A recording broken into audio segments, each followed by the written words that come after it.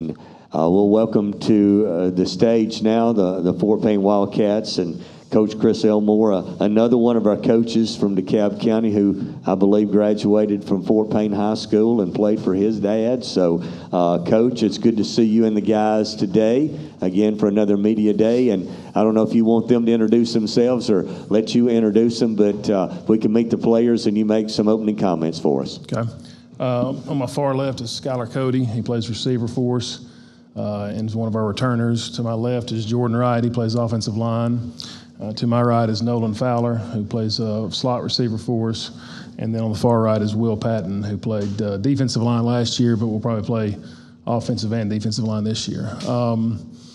Opening comments, I'm going to keep it short and let y'all ask questions. We're like we are every year, hopefully. We're cautiously optimistic, meaning we really like our team, but we also realize there's a lot of work to do between now and the end of August to get where we need to be. So, we're excited. We're looking forward to it. We can't wait for Monday to get here, and looking forward to seeing what these guys do this year. Coach, I have a couple of questions, and I'll pass it along to the other folks. Last year you were here. You were really proud about the numbers that were in your program last year. Has that continued? Also, maybe starters, offensive, defense coming back, and what you might think is the strengths of the team going into this year. Yeah, our numbers have stayed about the same. We've got right at about 110 right now, grades 9 through 12, and then our junior high program is still pretty strong at about 55 or 60, grades 7 and 8, and so we're proud of that. We graduated 24 seniors last year, but our numbers basically stayed about the same as they were. So and we've got right at about 23, 24 seniors again this year, and we've actually got We've got 8 guys back on each side of the ball that played significantly last year. May not have been a full-time starter, but played a lot. So 8 guys on defense and 8 guys on offense. Like everybody, some of those guys may have changed some positions and maybe in a little bit different spot than they were last year. But we've got a lot of guys that played quite a bit of football last year for us. So, we're looking forward to seeing how they continue to develop.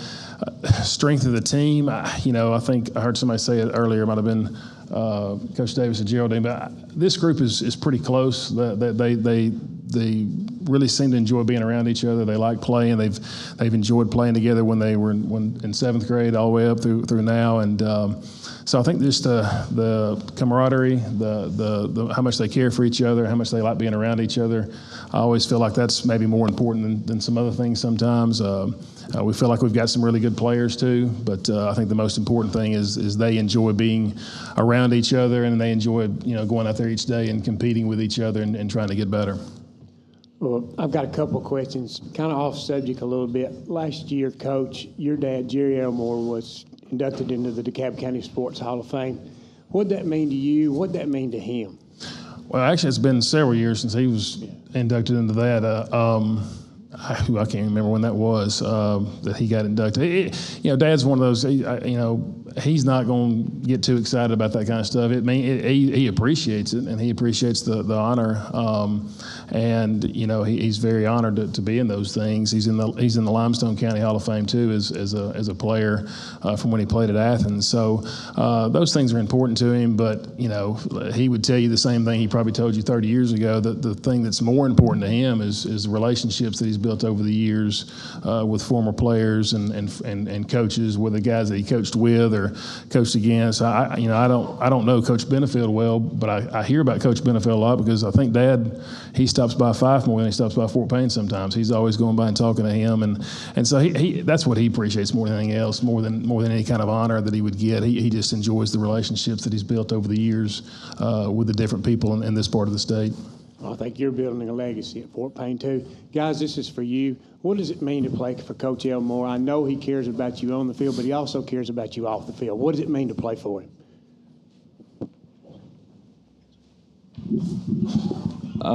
He really cares about all of us. He talks to all of us individually a lot, especially after practice. I know I'll go up to him, ask him about anything I want to, and he'll talk to me for 15, 20 minutes. He just, he's always there for you, and I really appreciate that. Yeah, like Will said, he just really cares about us, and he cares about us on the field and more off the field, and wants us. We preach, BAM, be a man, and just kind of handling your business the right way, on and off the field. So. I appreciate playing for Coach Elmore because he just cares so much, and he'll pull you aside. He'll explain to you. It doesn't matter whether you're a starter or, a freshman coming in. He's always been there. Yeah, I think Coach Elmore, he really respects us as a person, not just a player. Like, he's always there for you. I mean, he'll do anything for you.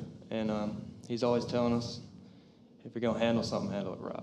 And that's a big thing you can carry on different parts of your life. And I really respect him for that type of stuff. Coach, this region you're in has gotten a lot tougher, and this year it's going to be tougher. Rico White was brought to Mae Jemison, and they got 4 or 5 guys that's D1 players that's moved over there. Gadsden City's returning a ton of guys. You got a very tough region. Talk about navigating through that region and your expectations this year, because it's one of those regions you can't really take a week off because each week somebody's going to challenge you. Well, I think our entire schedule really is that way. I mean, you're right. Our region's very difficult, but opening up with a big rival. Anytime you play a game that there's a trophy on the line for it, like we do every year with Scottsboro, it's a big game, and so that game's been big for as long as I remember, and hopefully it'll be big for a long time. So, and then you follow up with Etowah, and then you go right into region play, like you mentioned, with Mae Jemison and then Gadsden City, and then we get a bye week, but then we come right back and play Arab, who was a snap away from being in the semifinals last year in 5A, and then get back into region play with Lee, who continues to get better, and Hazel Green, who's got players at every position, and then Coach Patterson over at Buckhorn does a great job, and they continue to improve. And then when you finish region play, we finish up with Athens, who's always Coach Gross does as good a job as anybody in the state, and they're always going to be well coached and have great players. And then we close out the season with 4A runner-up Cherokee County. So to answer your question, I don't think that we have the luxury to sit around and think about necessarily everybody in our region, because there are no nights where we can just go out there and sort of, roll the ball out and play, so to speak. And so, I think what we try to really focus on is kind of what Coach Benefield was talking about, is handling our business day to day and week to week. And we're going to go into every game. I know myself, and I know our coaches, and I know our players, and we're going to go into every game expecting to win. Now, whether or not we win all 10 of them, I have no idea. We might lose all 10 for all I know. But our players and our coaches will expect to win every game we play. And really that's all you can ask for. That's all I've ever said is I want to coach at a place where kids believe in what you do, and they believe in the process, and they believe when 7 o'clock comes on Friday night that they're going to win the football game. Like last year, we didn't beat Gadsden City, we didn't beat Athens. We lost to Decatur in the playoffs. But I think if you would have asked every kid in that locker room before those games, they were expecting to win those games, and that's what we're trying to do each week, and we want to continue to we've talked a lot about this after those games. We lost those 3 ball games last year. We went back and looked at them, and there's no doubt all 3 of those teams had really good players and really good teams and really good coaching staffs. But when you go back and look at those games, there's things that we could have done better, that we could have controlled, is kind of what we've said. And that's what we're going to try to focus on this year, is continue to get better at what we do. And we can't worry about, how many great players Mae Jemison's got or how many great players Gadsden's got or whoever it is. We've got to try to be the best we can be. And I know that's a cliche, but it's the truth. We got to do the best we can. If our job on the field goal team is to protect that gap inside of me, I've got to protect it. And I've got to protect it with the best I can do. And we've got to have guys do that at every position on the field, on every special team, on everything we do.